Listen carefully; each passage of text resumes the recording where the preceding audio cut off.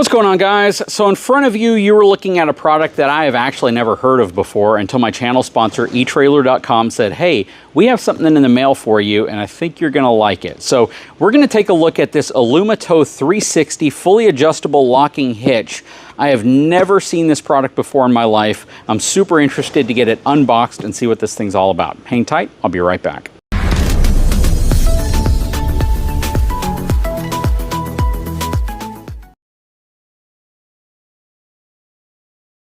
So first and foremost, they put a lot of information on the box. So let's go over some of this stuff before we unbox it. It says tow everything up to 15,000 pounds with one hitch, which obviously means that the 2 5/16 inch ball on here has the ability to tow up to 15,000 pounds in terms of capacity. Contains 2 locking hitch pins, 4 keys, 2 height pins, 2 short pins, and 2 chrome-plated hitch balls. All right. Apparently you can rotate it, and this specific one is designed to fit a 2-inch receiver, which we have the Denali backed up so we can try it in there.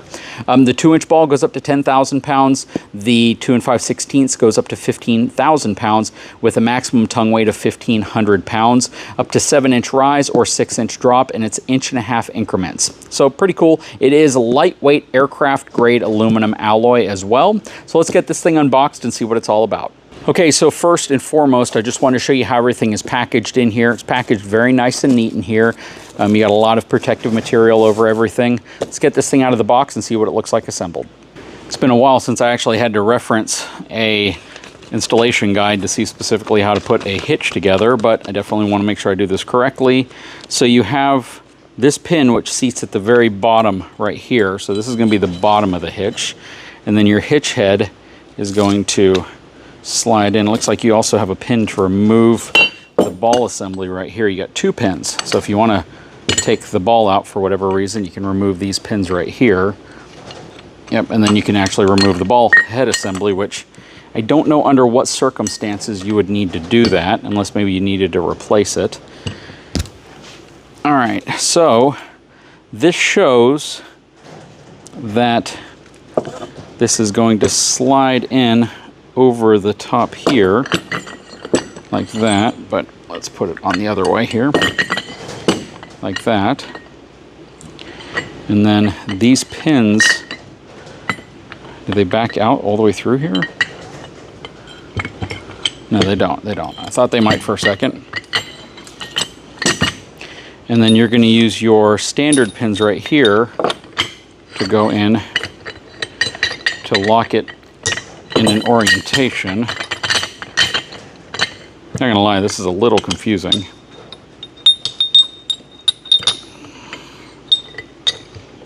Okay, so we're gonna set our height right here.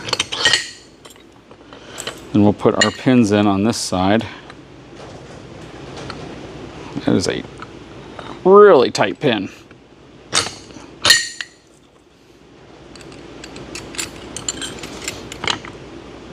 Golly. Okay. All right, so we got that there. And this is going to slide on the top here. So you have multiple different height adjustments of the top if you need to. So that's kind of interesting.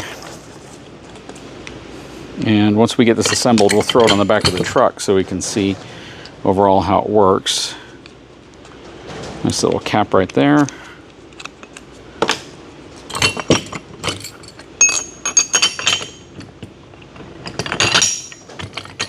And goes in there. Snaps in place. All right. So that is our hitch assembly. That's what it looks like. Let's throw it in the back of the truck, see how it works. Okay, so let's see how this works. Let's go ahead and put the hitch in. Tolerances are really tight right here. The shank actually slides in really well. You have 2 different mounting holes, so you can have it a little further out if you want, or you can have it nice and tucked in as close as you can get it there. Let's go ahead and get this locking pin out. We're just going to throw it in here so you can see what it looks like. They've included a insanely long locking pin. I mean, it is like 3-4 inches off of the other end. Don't need to lock it though to kind of demonstrate this. All right, so this is what it looks like in towing mode, right? This is what it's going to look like off the back of your vehicle. It sticks out probably nearly, I'm going to say maybe 10 inches off the back of your vehicle. So it definitely has some length to it off of the back. But the cool aspect of this hitch and its design is the fact that I believe I can pop these pins out right here, pull these two out, and I can rotate this hitch assembly underneath like this if I want, and then pop the pins back in. So this is what it's like in its stowed configuration. So that's kind of interesting. Now, I'm a little confused, honestly. So the way this is designed, they put a retaining ring down here on the bottom, so even if you let go, it's not going to drop out. So I can spin it around like this, which is nice.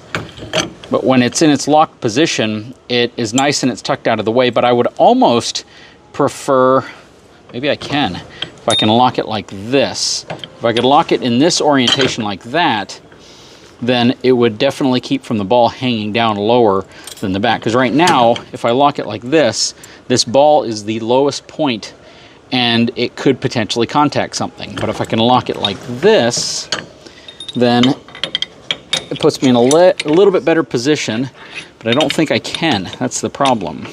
Let's see, I can throw the pin underneath it, but then this is going to rotate all around it like that. But yeah, that's my only gripe. I can't think of any other way to position it like that.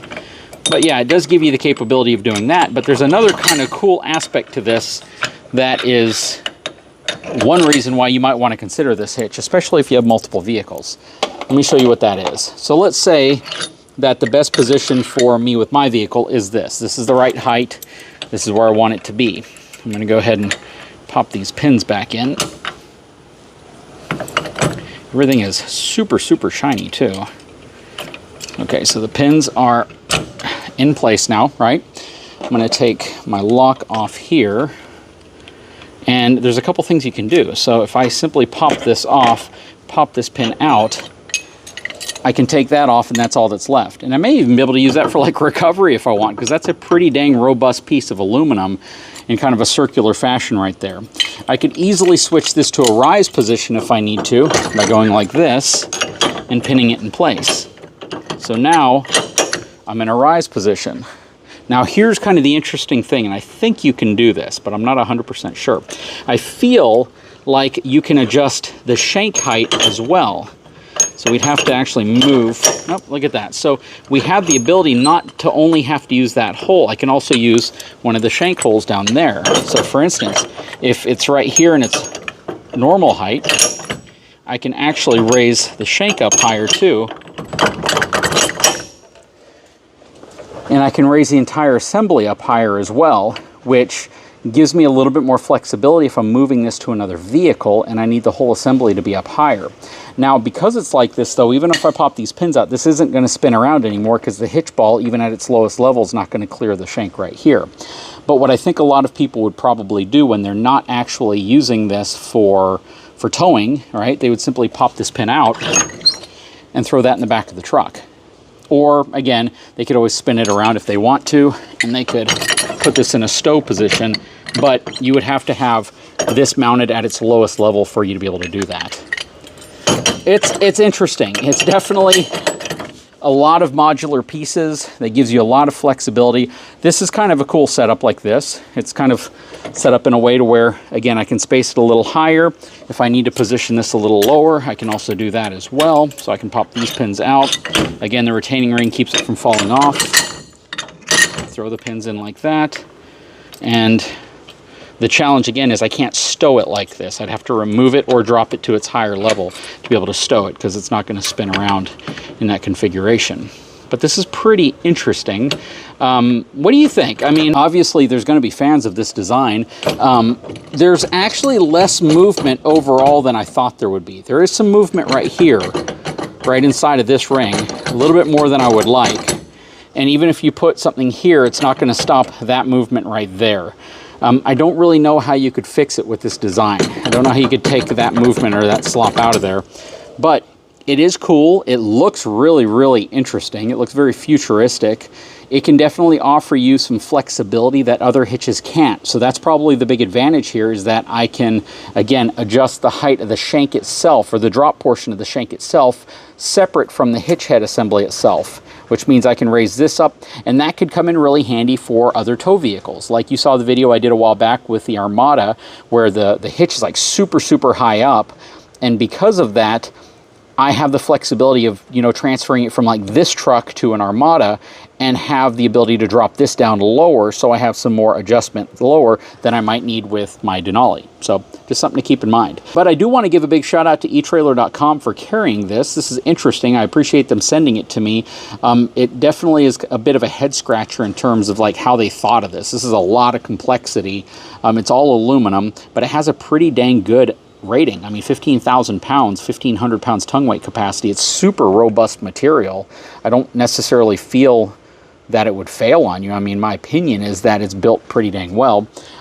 But at the end of the day, it's different. It's a very, very different hitch setup, and it has a lot of flexibility in terms of how you can adjust it, how you can rotate things. If you have this hitch, drop a comment below. I would love to know why you chose this maybe over some of the other hitches that are on the market that offer some type of flexibility as well. This definitely offers more, mainly because of the separate ability to raise the adjustment portion up here, the drop portion separate from the hitch head itself, and you can stow it, and you can flip it around, and you can just remove this part of it if you want, just leave this big giant ring in the back.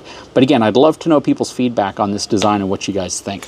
Anyways, guys, I sure hope you've enjoyed this video. I mean, this is a really, really interesting setup, and it's definitely a unique design, and there's a lot to say about unique designs out there today. But please, drop a comment below. I'd love to know what your thoughts are on this thing, because it is absolutely different, and I thought you all would want to see it. Guys, if you haven't had a chance, please take a moment, subscribe to the channel, give me a thumbs up, and we'll talk to you again very soon.